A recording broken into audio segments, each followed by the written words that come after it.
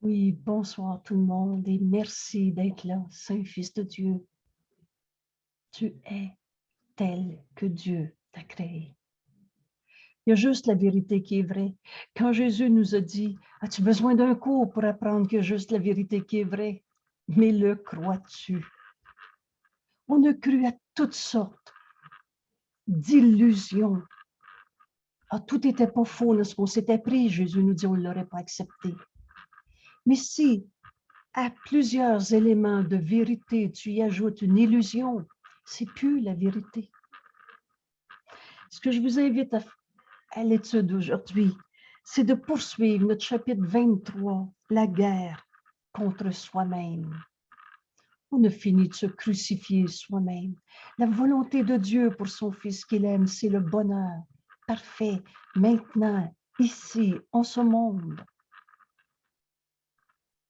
Mais dans ce monde, on s'est créé un monde à partir de lois chaotiques, de lois de l'ego.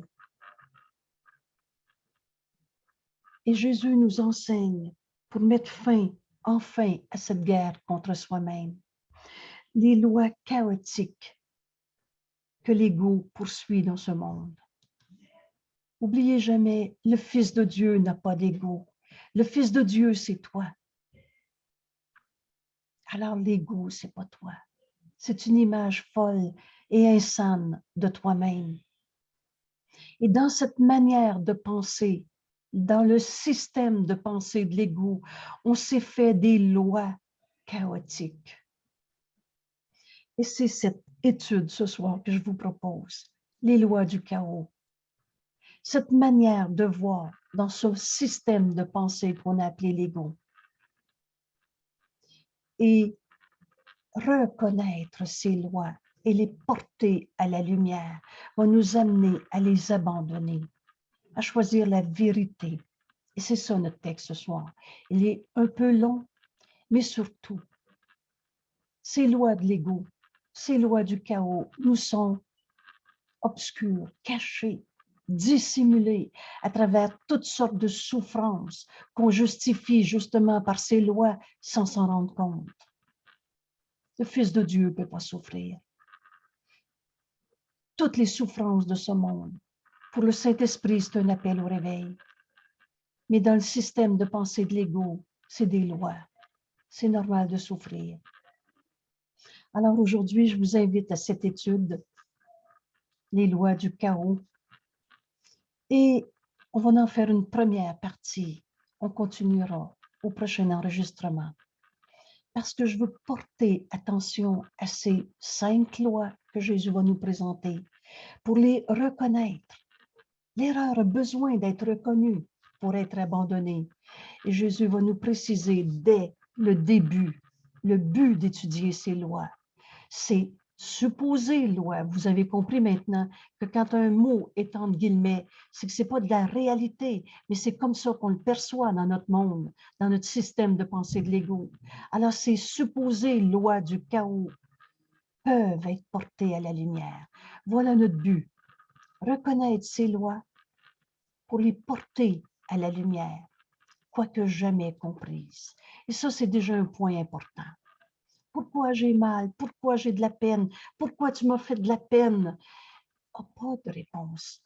Bien que l'ego, alors Jésus nous dit, l'ego ne sait pas poser des questions, bien qu'il en pose un nombre presque infini.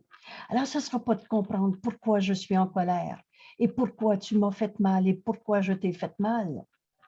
On ne comprendra pas des supposées lois du chaos, mais à les reconnaître, on va les porter à la lumière.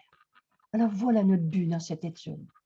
Et on est dans cette décision, cette guerre contre soi-même. Navré, il y a un accent circonflexe ici que j'ai oublié de mettre. Et comme j'ai un clavier en anglais, je ne peux pas vous l'ajouter maintenant. Alors, on va oublier le même sans accent. Cette guerre contre soi-même est faite, s'appuie sur des lois chaotiques. Alors, ces lois, on va les reconnaître aujourd'hui. Des lois chaotiques ne peuvent guère ne sont guère signifiantes, ne signifient quoi que ce soit, ne seront pas comprises. Et par conséquent, elles sont hors de la sphère de la raison. Vous vous souvenez, la raison, c'est la recherche de la vérité. Alors, les lois du chaos ne nous amèneront jamais à la vérité, à la réalité. Et c'est pour ça qu'on tourne en rond dans cette manière de voir. Or, ces lois du chaos semblent être un obstacle à la vérité, à la raison. Semble, vous reconnaissez le mot semble. En réalité, les lois du chaos ne font rien du tout. Mais il semble qu'il y a une cause à mes souffrances. Regardons-les donc calmement afin de pouvoir regarder au-delà. Voilà notre but. Les porter à la lumière. Elles sont insignifiantes. En soi, les pensées fausses n'ont jamais créé la vérité. Tu n'as pas créé le mal, mais tu as oublié que tu étais comme Dieu t'a créé parce que tu as poursuivi des lois du système de pensée de l'ego, des lois chaotiques. Bonjour, Angèle. Est-ce que tu pourrais me dire où nous sommes? Oui, alors, au chapitre 23, la guerre contre soi-même, section 2, les lois du chaos, à la page 524, dans le texte, première partie. Merci. Bravo, merci. Je pense que j'avais oublié de le dire, effectivement, merci. Alors, regardons-les calmement, ces lois du chaos, afin de pouvoir les dépasser. Regarder au-delà, plutôt que se sentir piégé dans ce système de pensée. En comprenant ce qu'elles sont, et non ce qu'elles voudraient maintenir. Vous souvenez-vous, tu as la tête remplie de combines pour sauver la face de l'ego, ego qu'on n'a pas. Alors, on va regarder ces lois pour les dépasser, comprenant ce qu'elles sont. Et Jésus nous dit même, il est essentiel. Quand je vois un nota bene comme celui-là, je ne passe pas à côté. Il est essentiel que soit compris ce à quoi servent ces lois du chaos. Parce que c'est leur but de rendre insignifiant et d'attaquer la vérité. La vérité, c'est que tu es tel que Dieu t'a créé. Créé par l'amour de Dieu, extension de lui-même, pareil à lui-même. La vérité, c'est que le Fils de Dieu en nous ne peut pas souffrir. Mais les lois de l'ego, les lois du chaos rendent cela insignifiant et veut attaquer la vérité. Voilà les lois qui gouvernent le monde que tu as fait. Alors ces lois, on les regarde aujourd'hui calmement, pas dans le but de les comprendre, dans le but de les porter à la lumière. Et pourtant, elles ne gouvernent rien. Une illusion, c'est une pensée fausse. Rien. Qu'est-ce que l'ego? L'ego vient du néant. Une pensée fausse, c'est du rien. L'ego vient du néant. Où va l'ego? À rien, au néant. Ces lois gouvernent un monde qu'on s'est fait projection du système de pensée de l'ego. Toi, tu n'es pas un ego. Tu es en vie. Et cette vie, c'est Dieu. Tu es l'amour de Dieu en ce monde. Mais on s'est pris pour un petit jeu fabriqué à notre manière. Ces lois, elles ne gouvernent rien. Et là, écoutez, quel bonheur de lire. Et donc, elles n'ont pas besoin d'être violées. Si c'est juste faux, quand on va accepter la vérité, on va simplement regarder ces lois fausses et les dépasser. Ne vois pas l'erreur, ne la rends pas réelle. Vous savez, ce texte, ce cours en miracle, dit exactement ce qu'il dit. Alors, ici, on voit encore l'importance de ce texte, de comprendre, mais qu'est-ce que c'est ces lois du chaos que Jésus va nous enseigner? Et il va nous parler de 5 lois du chaos. Et c'est pas qu'on va aller se battre avec des vieilles habitudes, avec des pensées fausses. On va simplement les regarder pour ce qu'elles sont. On comprend que c'est de croire à l'ego qui fait qu'on refuse la sainteté du Fils de Dieu que nous sommes. On va regarder leur but pour les abandonner. Alors, première loi chaotique est que la vérité est différente pour chacun. Alors, tu as ta vérité, j'ai la mienne. Les musulmans, les juifs, les catholiques ou les chrétiens ont leur vérité, chacun la leur. La première loi de ce chaos, un monde qu'on s'est projeté dans un système de pensée. Toi, tu n'es pas l'ego. Le Fils de Dieu n'a pas d'ego. Le Fils de Dieu, c'est toi. Dieu t'a créé. La vie qui est en toi, c'est Dieu. Ce n'est pas l'ego. Ce n'est pas ces lois du chaos. Mais la première loi du chaos, c'est qu'on a chacun notre vérité. La vérité est éternelle, inchangeable. C'est comme ça que Dieu t'a créé. Et Dieu t'a créé. Cette vie qui est en toi, c'est Dieu. Cette vérité est la même pour chacun. Mais dans ce système de pensée et de lois chaotiques, on prétend que chacun a sa vérité. Hier, je croyais ça, mais aujourd'hui, je crois autre chose. Oh ben, tu as ta vérité, moi j'ai la mienne. Ou encore, un autre pendant de la vérité peut être différente pour chacun.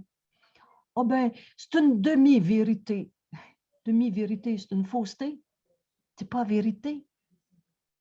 Alors, comme tous ces principes, celui-là maintient que chacun est séparé. Ta terrible autonomie, le jeu particulier qu'on s'est fait, on est chacun à sa manière. Un fils de Dieu, c'est comme un fils de Dieu. On n'est pas des petits jeux séparés. Et Dieu n'a créé qu'un seul fils. La justice de Dieu, c'est que Dieu a tout donné à tous. On n'a pas chacun notre vérité. On n'est pas des petits jeux séparés. Mais cette première loi chaotique affirme ça. Et comme tous ces principes, celui-là maintient que chacun est séparé et possède un ensemble de pensées différentes qui les distinguent, qui le distinguent des autres. Toi, tu crois ça, moi, je crois ça. C'est ta vérité, moi, j'ai la mienne. Oh, je croyais ça hier, mais maintenant, je crois d'autres choses. La vérité est éternelle, inchangeable, telle que Dieu nous a créés. Éternelle, inchangeable. Alors, cette première loi du chaos, ce principe, chacun sa vérité, la vérité est différente pour chacun, ce principe se développe à partir de la croyance qu'il y a une hiérarchie d'illusions. Alors, il y a des vérités qui sont plus vraies que d'autres. Il y a des mensonges qui sont plus faux que d'autres. Certains ont plus de valeur et sont donc vrais.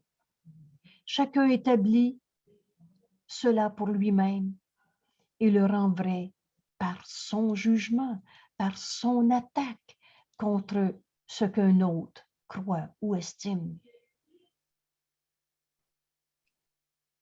Et cela est justifié parce que les valeurs différentes et parce que les valeurs différentes et ceux qui les détiennent semblent être différents et donc ennemis. Je vous pose une question complètement insignifiante. Est-ce que c'est mieux d'avoir une peau blanche ou une peau noire? D'être jeune ou d'être vieux? On a-tu arrêté? Est-ce que la vérité change de un à l'autre? Et cela, chacun sa vérité, première loi du chaos, est justifiée parce qu'on pense qu'on a des valeurs différentes, détenues par différents fils de Dieu. Alors, si on est différent, on va se sentir attaqué, contesté et donc ennemi.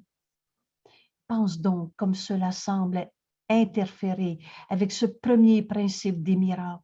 Il n'y a pas d'ordre de difficulté dans les miracles. Ils sont tous les mêmes. Une pensée d'amour. Juste ça. Rien d'autre. Il n'y a pas d'ordre de difficulté dans le miracle. Car cela établit des degrés de vérité, une hiérarchie dans les illusions. Il y a des vérités qui sont plus vraies ou moins vraies. Il y a des faussetés plus fausses. Cela établit des degrés de vérité parmi les illusions, laissant paraître que certaines illusions sont plus difficiles à vaincre que d'autres. Il n'y a pas de grands et petits miracles. Ils sont tous les mêmes. La pensée d'amour au lieu des illusions. Et s'il était compris qu'elles sont tous les mêmes, que toutes les illusions sont tous les mêmes, tout simplement fausses, pareillement non vraies, il serait alors facile de comprendre que les miracles s'appliquent à toutes les illusions. On n'a pas chacun nos vérités. La vérité est la même pour chacun. Elle est éternelle. Toutes les illusions sont fausses. Les erreurs de toutes sortes peuvent être corrigées tout simplement parce qu'elles ne sont pas vraies, du rêve et que du rêve. Et quand ces rêves sont portés à la lumière, quand on se réveille, qu'est-ce qui reste d'un rêve? C'était juste tout faux. Les erreurs de toutes sortes peuvent être corrigées, tout simplement parce qu'elles ne sont pas vraies. Et lorsque ces erreurs sont portées à la vérité, plutôt que de discuter entre les égos, entre les illusions, raconter ta souffrance une fois de plus, en espérant la comprendre, on rend vraie l'erreur et on tourne en rond. Mais si ces erreurs sont portées à la vérité, plutôt que raconter, plutôt que porter les erreurs, les illusions à d'autres illusions, ces erreurs disparaissent simplement. Bienvenue au cours en miracle. Y a-t-il un saint fils de Dieu qui a arrêté d'être un saint fils de Dieu? On n'a pas dit tout est correct d'abord. Les erreurs, c'est des erreurs. La colère est jamais justifiée. Mais est-ce que la colère de quelqu'un a changé la vérité éternelle en lui? Lorsque ces erreurs sont portées à la vérité, plutôt que jugées dans le système de l'ego qui juge et condamne, ces erreurs disparaissent simplement. Aucune partie de rien. Les illusions, c'est du rien. Ne peut être plus résistant à la vérité qu'une autre. Le faux est faux. Alors voilà cette première loi de l'ego. Penser que la vérité peut être différente d'une personne à l'autre, d'une situation à l'autre, porte toutes tes erreurs à la vérité. Et elles peuvent être corrigées parce qu'elles ne sont pas vraies. Portées à la vérité, elles disparaissent. Et là maintenant, une seconde loi qui va être en lien avec ce qu'on vient de dire de cette première loi, chacun sa vérité. La seconde loi du chaos est là comme premier repère. Jésus nous dit, cher, en effet, à chaque adorateur du péché. Qui sont les adorateurs du péché? Ceux qui voient le mal, le coupable et qui sont prêts à condamner. Le péché, là, ce mot dans notre cours, signifie que tu as transformé des erreurs en péché qui appellent la culpabilité. Et tu deviens le système de pensée de l'ego. L'ego est un adorateur du péché, du coupable. Et cher à ces adorateurs du péché est que chacun doit être coupable, que chacun doit pécher. Si moi je suis coupable, toi aussi tu l'es. Et par conséquent, mérite le jugement de condamnation, l'attaque et la mort. Les formes de mort souvent non reconnues, la colère, la tristesse, l'envie, la préoccupation du corps. Alors, si je suis coupable, tu l'es toi aussi. Ou encore, si quelqu'un est coupable, je vais l'être moi aussi. Si la culpabilité, dans cette manière de penser, où on a transformé des erreurs en péché, la religion de l'ego, et Jésus nous dit, tu es très fanatique de la religion de l'ego, c'est d'être adorateur du péché. On voit le mal partout. Et mon frère qui s'est trompé, qui a fait une erreur, est devenu un pécheur, un coupable. Et si je vois un seul coupable, tout le monde va être coupable. Il y a de la culpabilité partout. Pas tout le monde va être coupable, mais il y a de la culpabilité et elle va rester sa planète. Alors, ce principe étroitement lié au premier, chacun ses valeurs, chacun sa vérité. Ce principe étroitement relié au premier est la demande que les erreurs appellent punition et non correction. Si j'ai eu le pouvoir de me tromper et quand Jésus nous dit, si tu penses que tu ne fais pas d'erreur, tu fais l'erreur de penser ça. On a tous fait des erreurs. Quand j'étais triste, je me trompais. Quand j'étais en colère, je me trompais. On a tous fait des erreurs.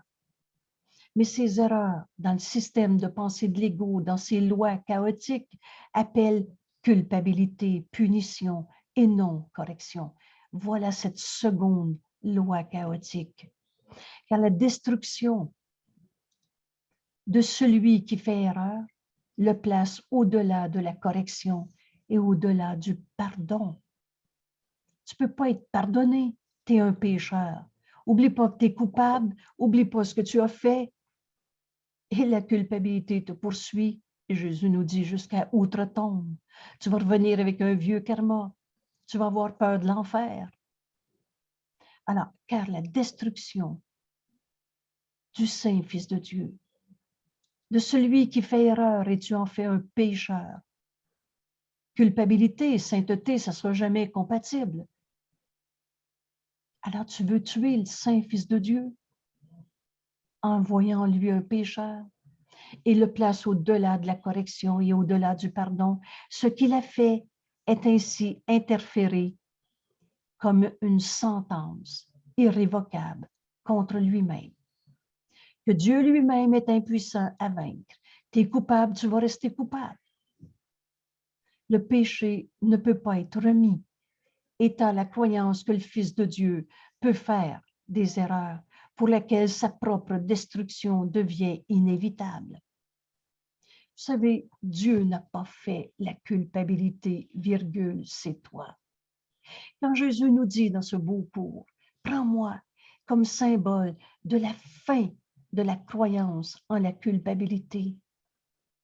On fait des erreurs, mais dans ces lois chaotiques du monde qu'on s'est projeté, ces erreurs, on en a fait des péchés au-delà de la correction et au-delà du pardon. Dieu lui-même va te considérer comme coupable. Dieu lui-même ne peut pas changer, tu es coupable et tu vas rester coupable. Alors, ça va être la punition de Dieu et ça va être la peur de Dieu qui va en découler. Le péché ne peut pas être remis, étant la croyance que le Fils de Dieu peut faire des erreurs pour lesquelles sa propre destruction devient inévitable. Jésus nous dit, pense à ce que cela semble faire, à ta relation entre le Père et le Fils. Si tu te sens coupable, tu ne pourras plus te reconnaître le Fils bien-aimé de Dieu à qui Dieu a tout donné. Tu ne pourras plus te reconnaître un avec lui. Tu vas te penser séparé, puni, condamné. Maintenant, il semble que le Fils de Dieu, qu'il ne puisse jamais être un à nouveau, un entre Dieu et son Fils. La vérité est une. Mais là, si tu te sens coupable, si tu as inventé le péché comme jugement de nos erreurs, tu vas te penser séparé de Dieu et que tu ne pourras plus jamais être un à nouveau. Car l'un doit toujours être condamné par l'autre. Alors Dieu va tout le temps te condamner. Et maintenant, Père et Fils, ils sont différents et ennemis. Tu penses que Dieu va te punir. Et leur relation est une relation d'opposition. Quand Jésus nous a dit, la peur de Dieu est la peur la plus insane que tu as inventée. Et leur relation est une relation d'opposition, tout comme les aspects séparés du Fils ne se rencontrent que pour rentrer en conflit. mais non pour se joindre. Alors tu vas te battre avec toi-même. Tu vas appeler ça tes vieux démons. Tu vas appeler ça tes vieilles habitudes, mais ça revient tout le temps. Tu vas remplacer une couleur de péché par une autre couleur de péché et tu continues de te sentir coupable. Voilà cette seconde loi du chaos. Transformer les erreurs en péché. Tu deviens adorateur du péché et tu vois des coupables partout. Chacun doit être pécheur un peu. Chacun doit être coupable. Alors tu ne peux plus te reconnaître le Fils de Dieu, un avec ton Père. La pensée jamais ne quitte sa source. Pense à ce que ça fait d'avoir inventé la culpabilité dans ton esprit, d'être devenu des adorateurs du péché. Et maintenant, ils sont différents et ennemis. L'un devient faible, l'autre fort par sa défaite et la peur de Dieu et la peur de l'un, de l'autre. Et si ce n'est pas Dieu qui va te punir, ça va être ton frère. On va être sur le champ de bataille. Vous souvenez-vous quand Jésus dit « l'ego est fort dans la dissension ». Pour l'ego, il est au champ de bataille. Il s'oppose à tout, à tous. Il faut sa terrible autonomie. Alors, on a inventé la peur de Dieu et la peur de l'autre. Apparaît maintenant comme sensé, normal, rendu, en guillemets, réel par ce que le Fils de Dieu a fait à la fois à lui-même, il est devenu un pécheur, et à son Créateur, Dieu est devenu punisseur. Inventé la peur de Dieu. Voilà cette seconde loi du chaos où on devient des adorateurs du péché. Il y a des coupables tout le temps. J'ai mal, c'est à cause de. N'importe qui m'en trouve à cause d'un coupable. L'arrogance sur laquelle tiennent les lois du chaos ne saurait être plus apparente que telle qu'elle émerge ici. Et voilà un principe qui voudrait définir ce que le créateur de la réalité doit être. Alors l'arrogance de l'ego vient de dire Dieu est un punisseur. Je suis pécheur et Dieu va me punir. L'arrogance de l'ego nous amène à se fabriquer des dieux à notre manière. Et donc, on voudrait définir ce que le créateur de la réalité doit être, ce qu'il doit penser, ce qu'il doit croire de toi. Dieu m'aime plus, Dieu m'a abandonné. Et comme il doit répondre, le croyant, alors tu as inventé un Dieu et tu sais ce qu'il va dire, ce qu'il va penser. Tu ne mets même pas ça en doute. Il n'apparaît même pas nécessaire de demander à Dieu ou à sa voix en nous, le Saint-Esprit, si c'est vrai qu'on est des vrais coupables. Il n'apparaît même pas nécessaire d'interroger Dieu sur la vérité. Tu le sais, toi, que Dieu t'a condamné. Tu le sais, toi, ce que pense Dieu ou ce que Dieu va répondre ou ce qu'il croit. Arrogance de l'ego d'une façon tellement chaotique, tellement folle. Mais tu ne penses pas demander la vérité. Tu sais ce que le Saint-Esprit va te répondre. Oh, celle-là, je l'ai entendue. Je n'ai pas besoin de demander au Saint-Esprit, je sais ce qu'il va dire. Il n'apparaît même pas nécessaire de l'interroger sur la vérité de ce qui a été établi par sa croyance. Cela, son Fils peut le lui dire. Et il n'a que le choix entre le croire sur parole ou alors faire erreur. Mais Dieu ne fait pas erreur. Fait que tu es sûr que Dieu va te punir.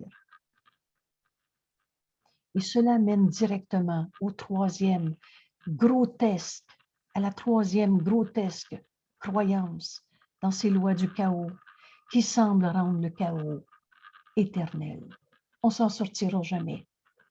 Car si Dieu ne peut pas faire erreur, par définition, Dieu ne se trompe pas, il doit accepter la croyance de son Fils en ce qu'il est et haïr son Fils pour cela. Alors, le Fils, je sais moi que je suis coupable, je sais moi que le péché, mon péché ou son péché. Donc, Dieu accepte notre... Dieu ne fait pas erreur. Fait qu'il va me haïr pour mon péché. Donc, c'est complètement chaotique. Mais on s'est inventé un Dieu et on le sait que Dieu va nous punir parce qu'il ne peut pas ne pas me punir. C'est Dieu et je suis pécheur. C'est fou, l'ego. Loi du chaos. Alors, on a inventé un Dieu punisseur. On s'est inventé la peur de Dieu. Alors, on voit comme la peur de Dieu est renforcée dans ce troisième principe. C'est sûr que Dieu va te haïr parce que tu es devenu un pécheur. C'est fou, l'ego. Et l'erreur a besoin d'être reconnue. Pensez à tous nos frères qui se pensent des coupables et perdus pour Dieu, qui pensent que la paix de Dieu n'est pas en eux. La vérité est éternelle. Tu es créé comme Dieu t'a créé. Mais vois comme la peur de Dieu est renforcée en disant, mais oui, mais Dieu, il va me punir, je le sais que je suis coupable et Dieu va me haïr pour ce que j'ai fait.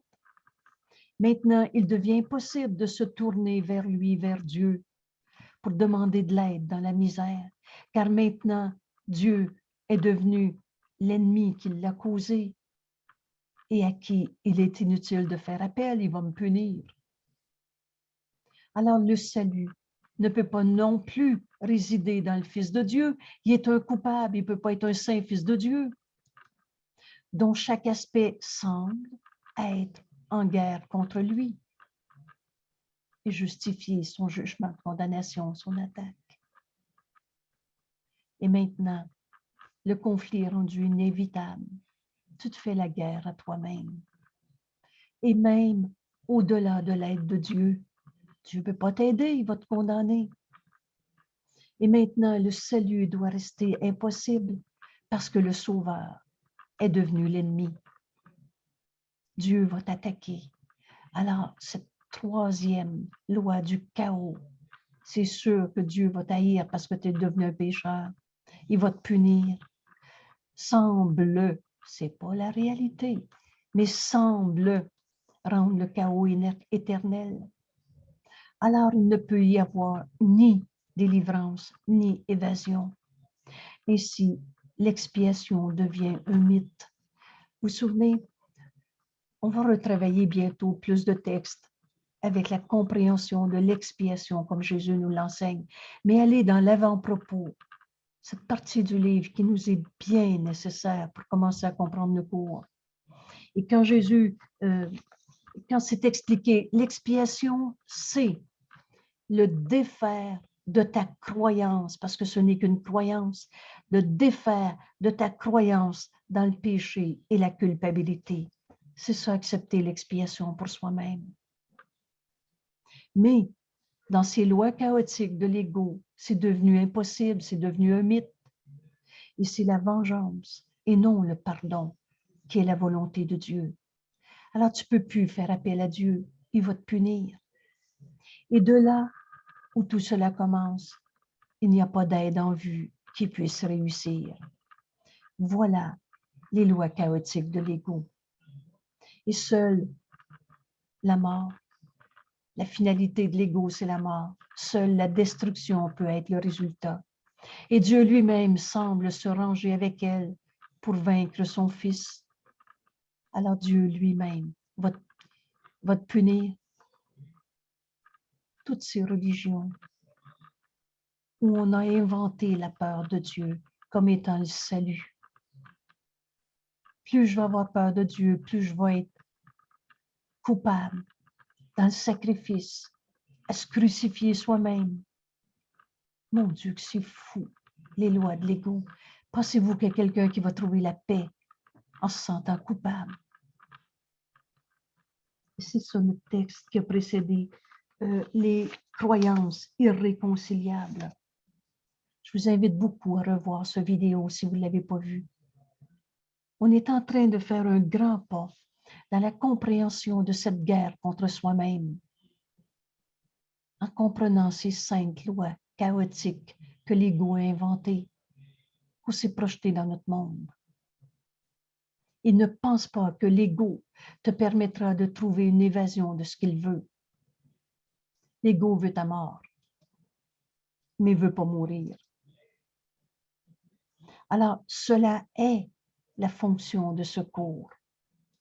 Cette évasion de la douleur et de la souffrance, de la croyance dans ces lois chaotiques, cela est la fonction de ce cours qui n'estime pas ce que l'ego chérit. L'ego chérit la peur et ne croit pas que tu es amour. L'ego chérit le péché, la culpabilité et ne peut pas admettre que tu es un saint fils de Dieu. C'est la feinte de l'ego. Et c'est pas sa mort parce qu'il n'est pas en vie. Il n'existe pas, l'ego. C'est des pensées fausses sur toi-même et tes frères. L'ego. Alors, maintenant, on arrive à une quatrième loi de l'ego, du chaos. L'ego n'estime que ce qu'il prend. Et ce qui mène à la quatrième loi du chaos, laquelle, si les autres ont été acceptés, doit être vraie. Alors, l'ego veut incorporer. C'est à moi, c'est pas à toi. Quand j'avais lu le mot incorporer, l'ego veut incorporer, posséder, défendre son territoire. C'est à moi, c'est pas à toi. Alors, pour l'ego, il n'estime que ce qu'il incorpore, ce qu'il prend. Et voici la quatrième loi du chaos. Et cette loi apparente est la croyance que tu as ce que tu as pris. Je suis mon argent, mes possessions, je suis mon âge, je suis mon corps, je suis ce que les autres en pensent, je suis ce qui est ce qu'on prend. L'ego veut posséder. Et par là, la perte d'un autre devient ton gain. Si je l'ai, tu ne l'as plus. Mais si tu l'as, je ne l'ai pas. Et c'est ça qu'on va comprendre. Dans cette loi, l'ego veut posséder et il n'estime que ce qu'il prend. Et par là, toute la notion de compétition, de rivalité au travail, c'est qui a la promotion, c'est qui a la gratitude de l'autre. Alors, l'ego est en compétition, en bataille, en opposition. Et par là, la perte de l'un, d'un autre, devient ton gain. Et ainsi, et ça c'est un grand principe qu'on va comprendre quand on va avoir reconnu les lois du chaos. Ainsi, il n'est pas reconnu que tu ne peux jamais prendre qu'à toi-même. Si tu voles quelqu'un, c'est à toi-même que tu donnes un manque. N'oubliez pas qu'on est un seul soi. Mais si tu es dans cette loi du chaos, vouloir prendre, et tu n'as que ce que tu as pris, alors la perte d'un autre devient ton gain. Tu ne comprends pas que tu es en guerre contre toi-même, dans cette compétition, rivalité, jalousie, envie. Or, toutes les autres lois doivent mener à celle-ci. Chacun ses croyances. Il y a des pécheurs et des péchés partout. Et la peur de Dieu va découler de cette croyance, troisième croyance, d'avoir inventé un Dieu punisseur. Donc, la culpabilité est éternelle. Or, toutes les autres lois mènent à celle-ci. L'ego n'estime que ce qu'il prend. Car les ennemis ne donnent pas volontiers les uns aux autres, pas plus qu'ils ne chercheraient à partager les choses qu'ils estiment. Tu as fait de tes frères tes ennemis qui possèdent ce que tu voudrais avoir. Alors tu vas vouloir te battre avec eux pour l'avoir. Et ce que tes ennemis voudraient garder loin de toi doit valoir la peine d'être possédé parce qu'ils le gardent caché hors de ta vue N'oubliez pas qu'on est dans des lois insanes de l'ego. Tu ne sais même pas ce que tu veux, mais tu es en compétition avec l'autre, en rivalité. Tu as fait de ton frère, non pas un frère à qui Dieu a tout donné comme toi, mais un ennemi qui possède ce que tu voudrais. On voit émerger ici tous les mécanismes de la folie. L'ennemi est rendu fort. Tu te penses attaquer en rivalité, en compétition. L'ennemi est rendu fort en gardant caché ce précieux héritage qui devrait être le tien, selon la compréhension chaotique de cette loi de l'ego. Et ta position et ton attaque justifiée pour ce qui n'est pas à toi, qui est retenu par un autre. Et la perte inévitable que l'ennemi doit subir pour que toi tu possèdes ce qu'il a.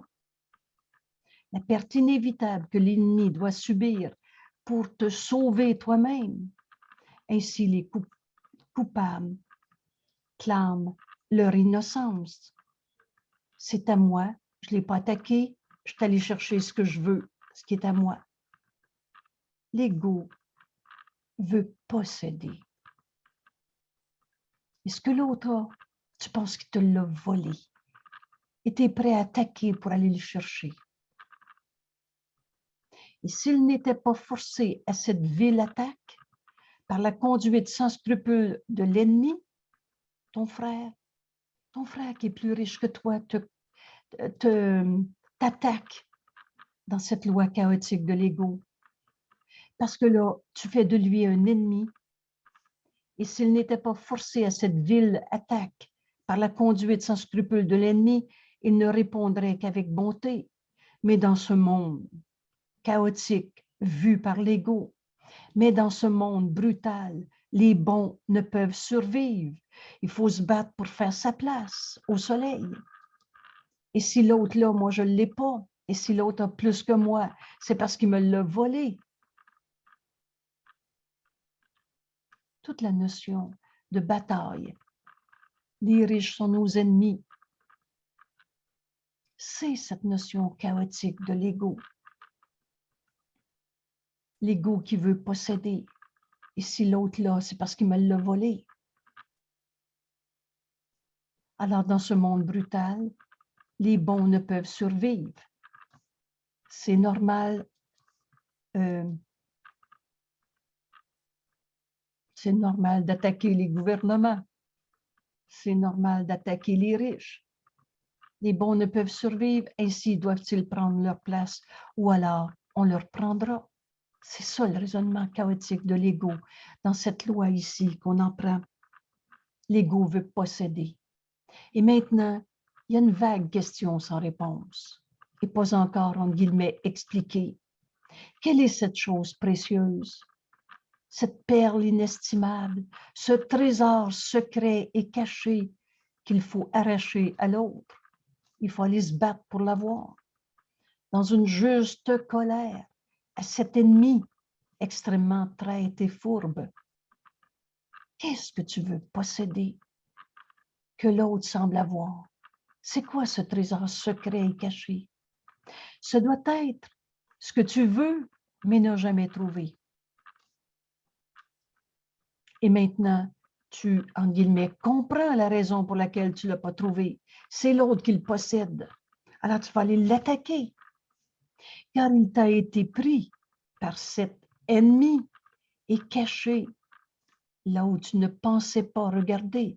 N'oubliez pas que toutes nos batailles, on ne sait même pas pourquoi on se bat. Et ce que l'autre a, ce trésor secret et caché, car il t'a été pris par cet ennemi et caché là où tu ne penserais pas regarder, il l'a caché dans son corps. Et là, regardez bien, à chaque fois qu'il y a une dispute dans une famille, dans une situation au travail, avec ton voisin, avec ton enfant, avec le gouvernement, avec les gouvernements, à chaque fois l'objet de la dispute, c'est toujours une identification au corps. Et comprenez, par exemple, on se bat contre les riches parce qu'ils nous ont volés. C'est parce que là, je m'identifie à l'argent. Alors, caché dans la projection de mon corps qui est mon compte de banque ou mon argent, il l'a caché dans son corps en faisant une couverture pour sa culpabilité, une cachette pour ce qui t'appartient. Alors, tu as le droit d'attaquer parce que tu penses que ton ennemi a quelque chose qui t'appartient. Dieu a tout donné à tous. N'oubliez pas qu'on est dans le monde insane, qu'on s'est projeté dans ces lois chaotiques. Mais toi, tu n'es pas un chaos, tu es un fils de Dieu à qui Dieu a tout donné. Mais tu es prêt à attaquer celui qui semble avoir un trésor secret et caché. Et maintenant, son corps doit être détruit et sacrifié pour que tu puisses avoir ce qui t'appartient. Et sa trahison exige sa mort pour que tu puisses vivre. Et tu n'attaques qu'en légitime défense. Mais qu'est-ce? Alors, l'ego veut posséder. Cette quatrième loi du chaos. Mais là, Jésus nous amène à la cinquième loi. Mais qu'est-ce que tu veux qui ait besoin de sa mort? Tu peux être sûr que son attaque meurtrière est justifiée. Excusez-moi, peux-tu être sûr que son attaque meurtrière est justifiée à moins de savoir à quoi elle sert?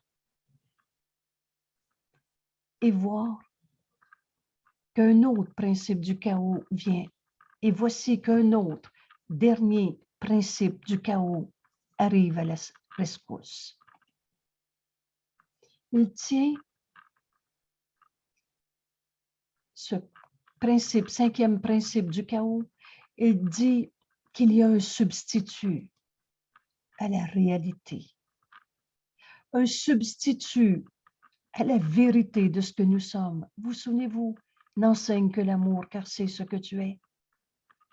Mais ces lois chaotiques, dans cette manière de penser de l'ego, dit qu'il y a un substitut à l'amour. Il y a quelque chose de plus important que tu veux. Alors, pour rendre vrai nos batailles dans l'ego, ce cinquième et dernier principe chaotique, c'est qu'il y a un substitut à l'amour. Voilà la magie qui guérira toute ta douleur. Voilà le facteur manquant dans ta folie qui la rend, entre guillemets, saine ou justifiée. Voilà la raison pourquoi tu dois te battre, attaquer, et que ton frère est ton ennemi qui possède quelque chose que tu veux lui prendre. Voilà ce qui rend ta vengeance justifiée. Jésus nous dit, contemple, honnêtement, dévoiler le don secret de l'ego, un substitut à l'amour. Arraché du corps de ton frère, caché là par malice et par haine envers celui à qui le don appartient. En ton frère, tu penses qu'il y a quelque chose qui est à toi. Ce quelque chose, c'est un substitut à l'amour. N'enseigne que l'amour, car c'est ce que tu es. Et si tu acceptes la vérité de ce que tu es, tu vas te rendre compte que Dieu a tout donné à tous. Il n'y aura plus de bataille, il n'y a pas d'opposé dans la vérité. Mais dans ces lois chaotiques, tu penses que ton frère a quelque chose que tu veux, un substitut à l'amour. Et c'est ça, la cinquième loi qui rend ta folie normale ou saine. Regarde, Jésus dit, contemple en toute franchise, en toute honnêteté, dévoiler le don secret de l'ego arraché du corps de ton frère. Il voudrait te priver de l'ingrédient secret, un substitut à l'amour, qui donnerait une signification à ta vie.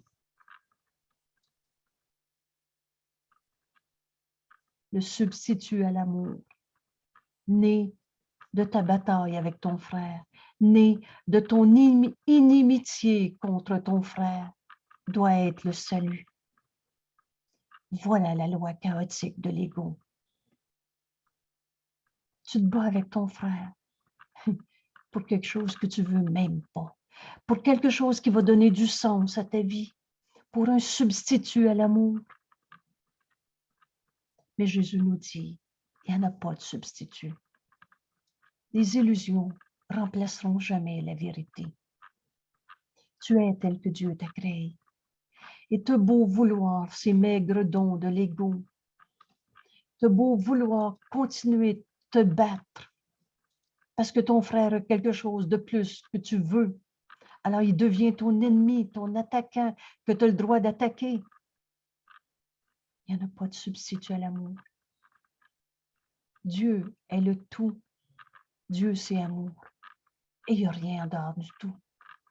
Tout le reste, c'est des lois chaotiques où on s'est projeté un monde de souffrance qui signifie rien. Il n'y a pas de substitut.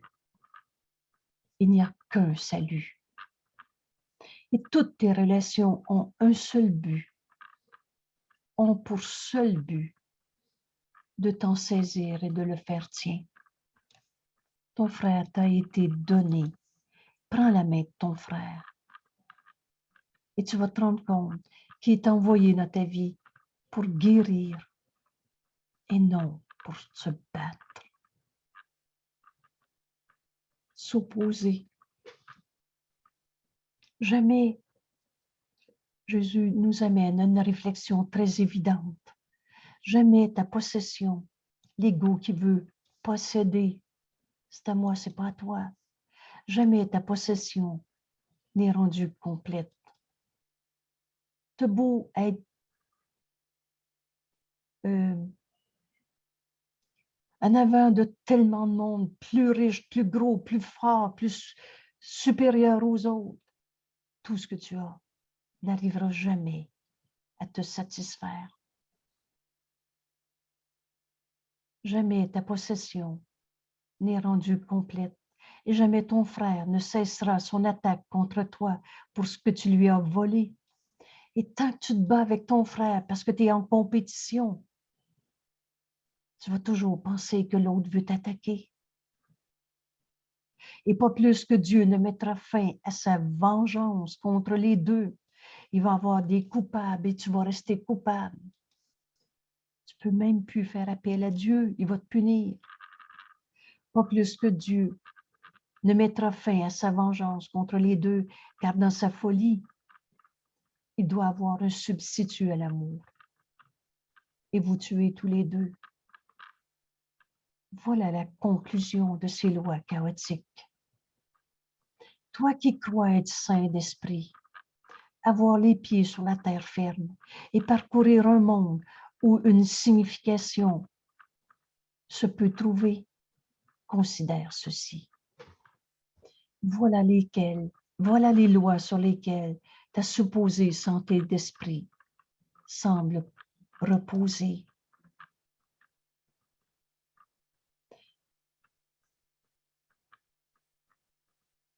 Voilà les principes qui font que la terre sous tes pieds semble ferme, ces 5 lois chaotiques. Et tantôt, je vais revenir en refaire un résumé.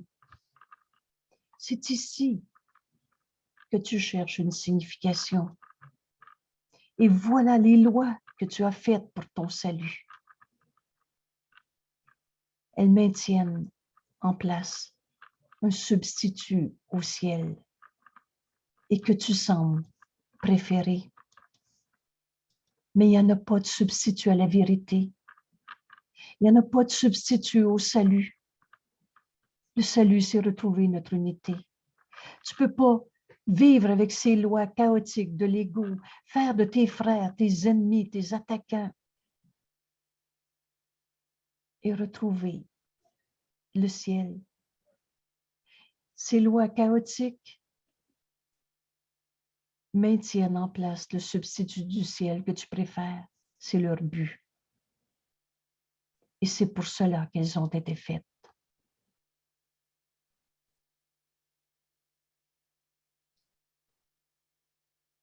Ces lois chaotiques te maintiennent en opposition à tes frères, en ayant fait de Dieu ton ennemi parce que tu penses qu'il va te condamner pour tes péchés.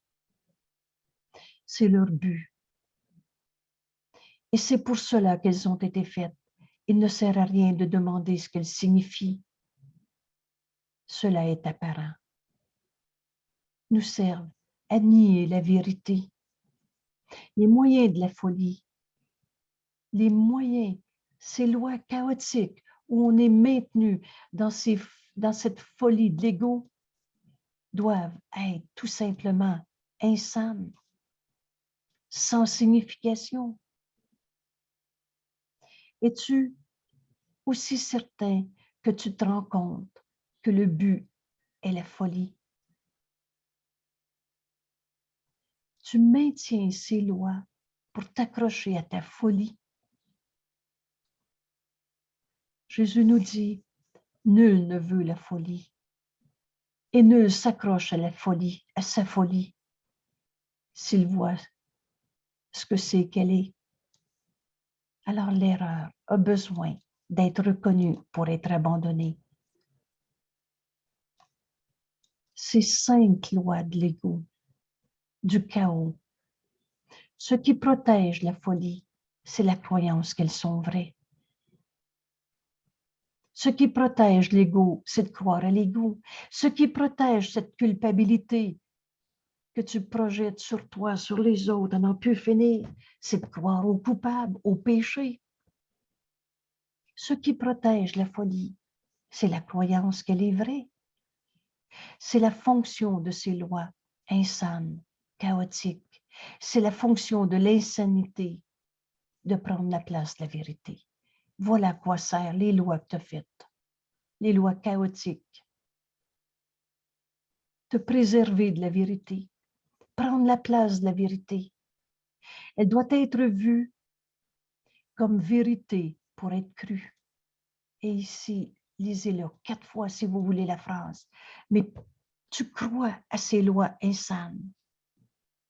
Et je vais juste, ici, j'ai refait une espèce de petit tableau de ces lois insanes. La première, évidemment, c'est que le mot à mot de secours. Cette première loi du chaos, chacun sa vérité. Maintient que chacun est un je séparé. Chacun à sa manière.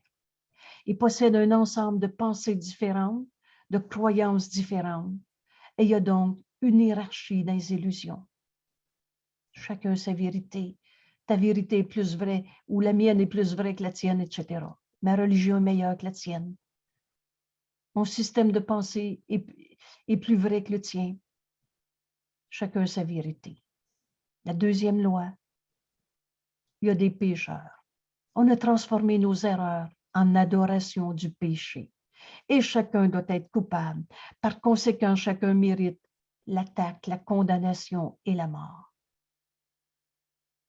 Alors, tes erreurs ne demandent ou appellent punition et non correction. Pense à ce que ça fait, à ta relation entre le Père et le Fils. Alors, si tu crois à la culpabilité et au péché, ben, tu ne seras plus jamais un avec ton Père. Et donc, la peur de Dieu et en même temps, la peur de ton frère apparaît comme sensée, rendue réelle, parce que le Fils de Dieu a fait de lui-même un pécheur, un coupable, et a fait de Dieu un punisseur.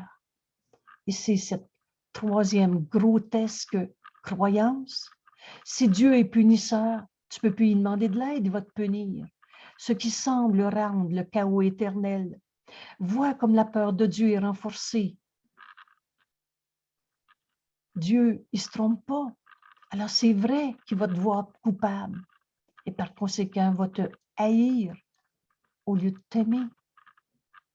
Vois comme la peur de Dieu est renforcée, car maintenant il est devenu l'ennemi qu'il a causé et à qui il est inutile de faire appel. Donc, tu tournes en rond, dans ton tout seul souffrant et coupable. Le salut ne peut pas non plus résider au-dedans du Fils. Le Fils est coupable. Et même Dieu ne peut rien y faire. Tu es un coupable. Donc, chaque aspect semble en guerre avec lui-même. On s'est inventé nos vieux péchés. Je l'ai dans la tête, mais je ne le sens pas, la bataille entre la tête et le cœur, n'importe quoi. Mais une guerre contre soi-même, justifiée dans son attaque. Et maintenant, le conflit est inévitable. Même Dieu ne peut pas t'aider.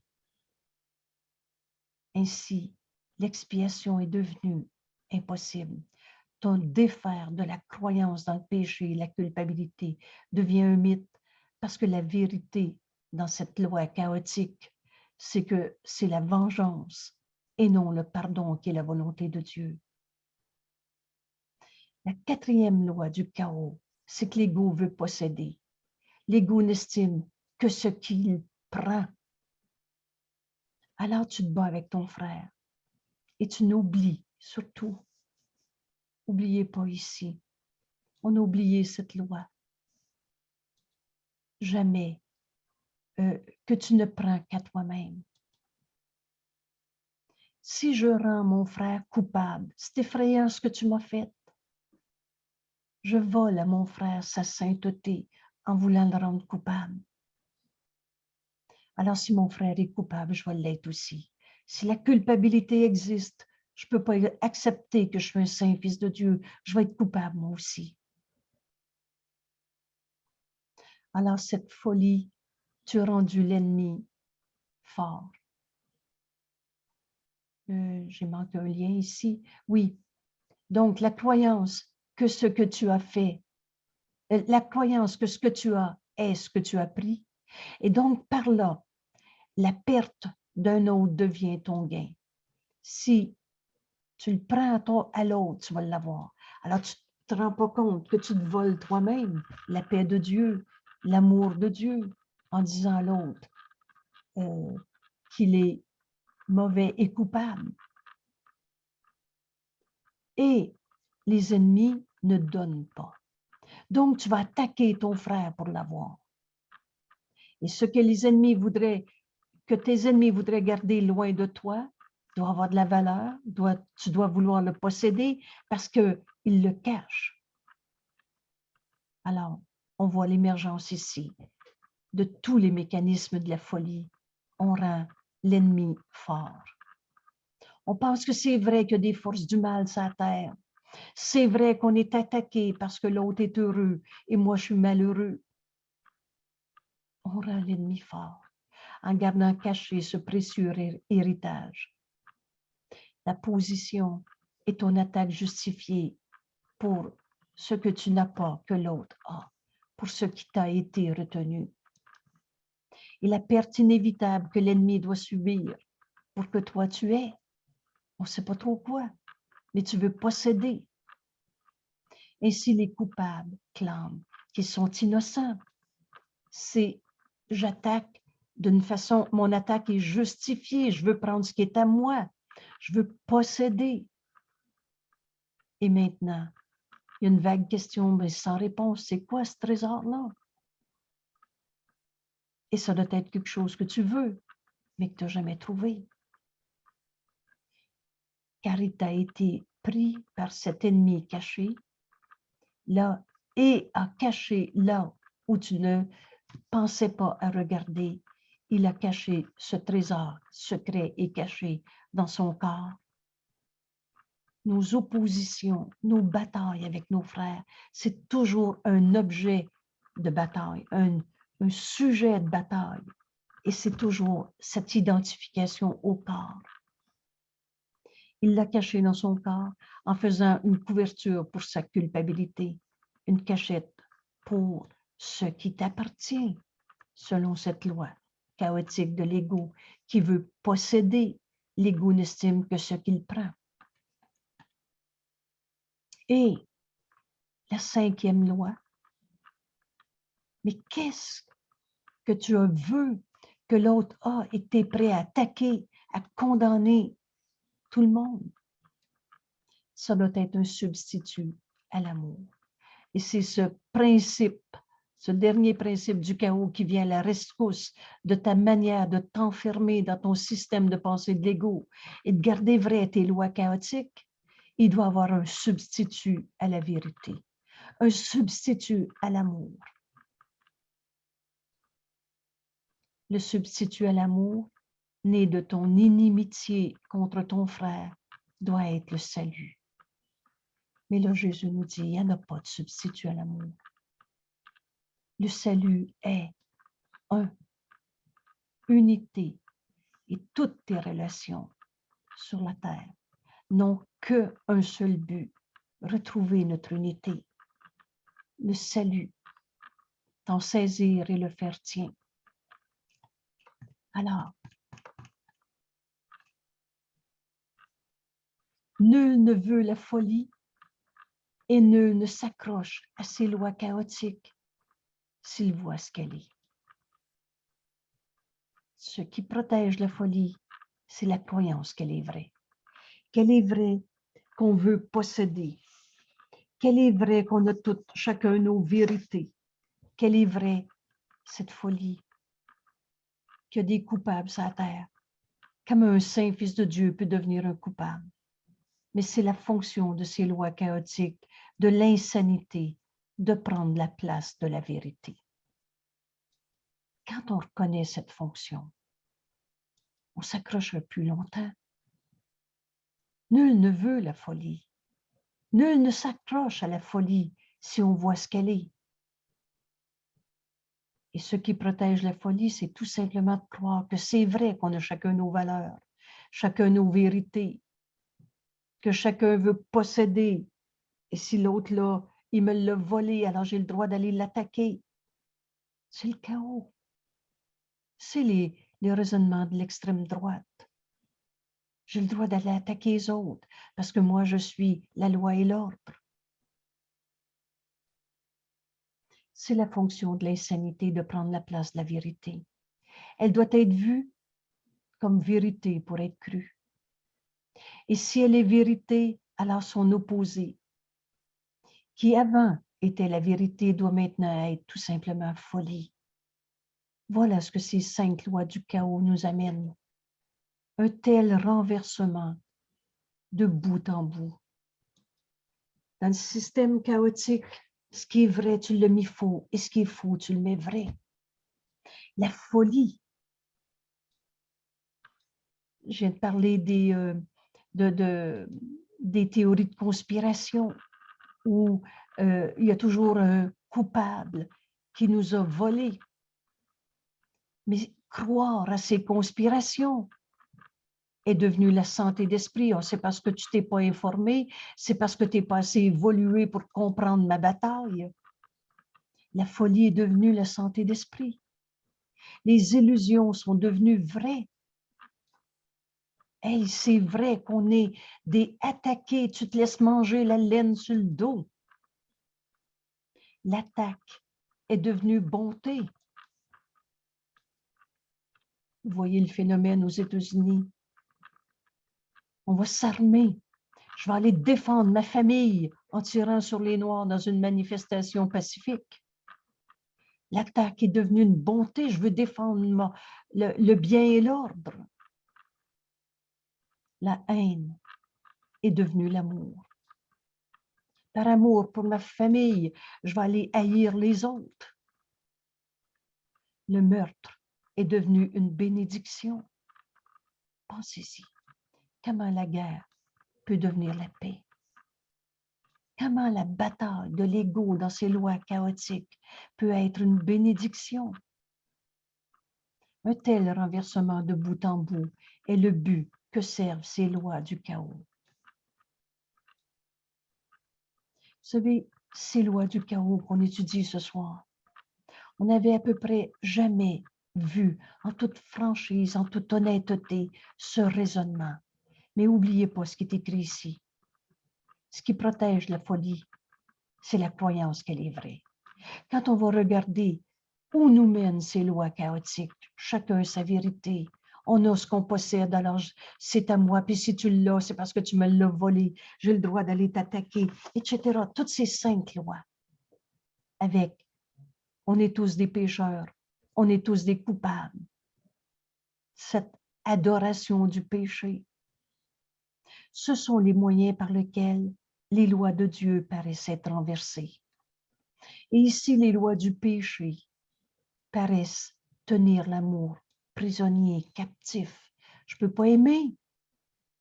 C'est mon ennemi qui va m'attaquer. Alors, il faut que je l'attaque pour me défendre. L'attaque est devenue une bonté. La haine est devenue l'amour. Le meurtre est devenu une bénédiction. Écrit comme ça, en noir sur blanc. Tu fais, mais ça se peut pas. Mais c'est ça, les lois du chaos. Chacun sa vérité, chacun sa loi. Oh, celle-là aussi. Hein? Ah, moi, je veux être libre, alors je n'obéis plus aux lois de mon pays. Chacun sa loi. Ici, les lois du péché, des coupables, paraissent tenir l'amour captif et rendre sa liberté au péché.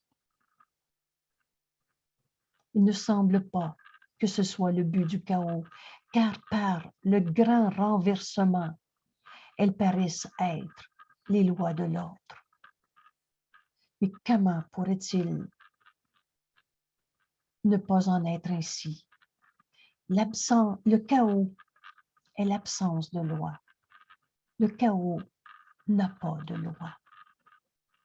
Et pour être cru, ces lois du chaos, ces lois apparentes, doivent être perçues comme vraies. Leur but de folie doit être vu comme de la santé d'esprit. Nous autres, on est des évolués. Oh, c'est parce que tu ne comprends pas, tu t'es pas informé parce que le but de folie est vu comme étant évolution, santé d'esprit. Et la peur, avec ses lèvres de couleur de cendre, la finalité de l'ego, c'est toujours la mort.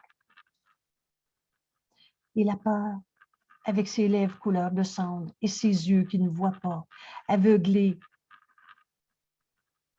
et terribles à regarder. Vous savez, quand on voit nos frères dans ces peurs du chaos, dans leurs peurs qui vivent avec ces lois du chaos, on ne les voit pas en paix. La peur, avec ses lèvres de couleur de cendre et ses yeux qui ne voient pas, et aveuglés et terribles à regarder, est soulevée sur le trône de l'amour. On a remplacé Dieu par ses lois insanes. Et c'est ça, être évolué. Sa moribonde conquérante, son substitut, le sauveur qui délivre du salut.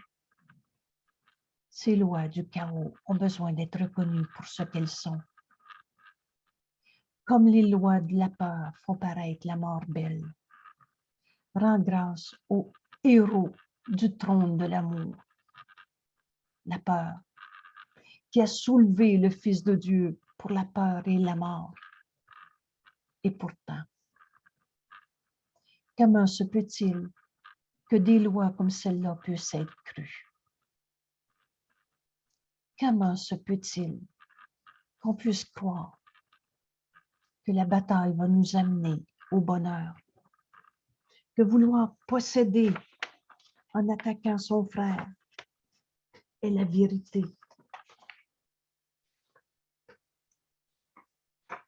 Comment qu'on peut croire qu'on a chacun nos vérités et que par conséquent, on va être en conflit? Il y a un étrange mécanisme qui rend ça possible. Et Jésus nous dit, il ne nous est pas inconnu. N'oubliez jamais que la vérité est en nous.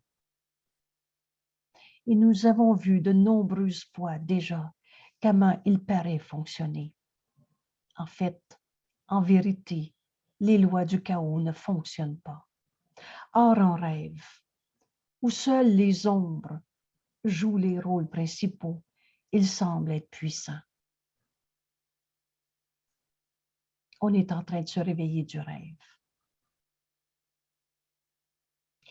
Aucune loi du chaos ne pourrait forcer la croyance si ce n'était de l'accent sur la forme au mépris du contenu. Et là, ce que je vous propose aujourd'hui, c'est d'arrêter là l'étude de ce texte pour porter une attention, pour ne pas passer à côté de l'étude de ces 5 lois du chaos. Et après, on va avoir l'esprit ouvert pour les regarder en toute honnêteté et comprendre qu'il n'y a pas de substitut à la vérité.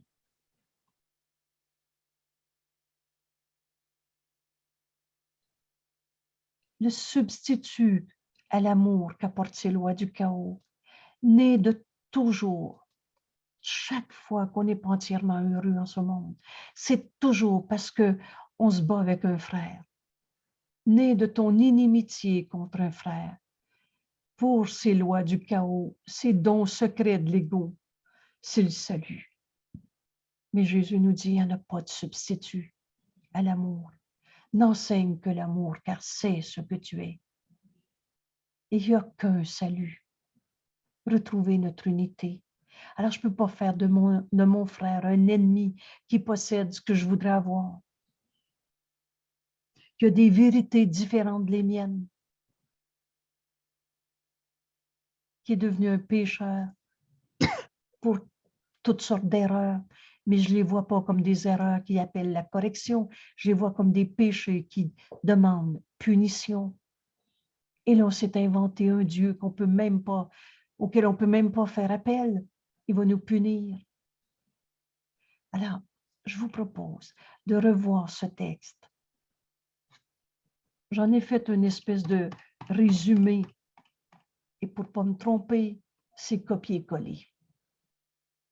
Mais revoyez ces 5 lois du chaos. Et cette dernière qui vient sauver toutes ces lois folles et fausses, alors, ce n'est pas l'amour que nous sommes, ce n'est pas l'amour qui va être le salut. Il y a un substitut à l'amour.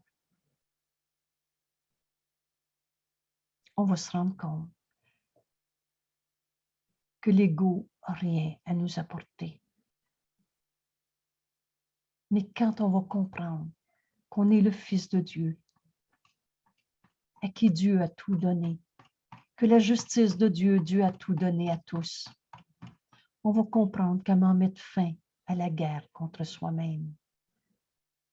En reconnaissant ces lois du chaos pour ce qu'elles sont, nous empêcher d'arriver à la vérité du soi que nous partageons avec tous nos frères. Merci tout le monde. Ce chapitre 23 est un immense cadeau dans notre cours.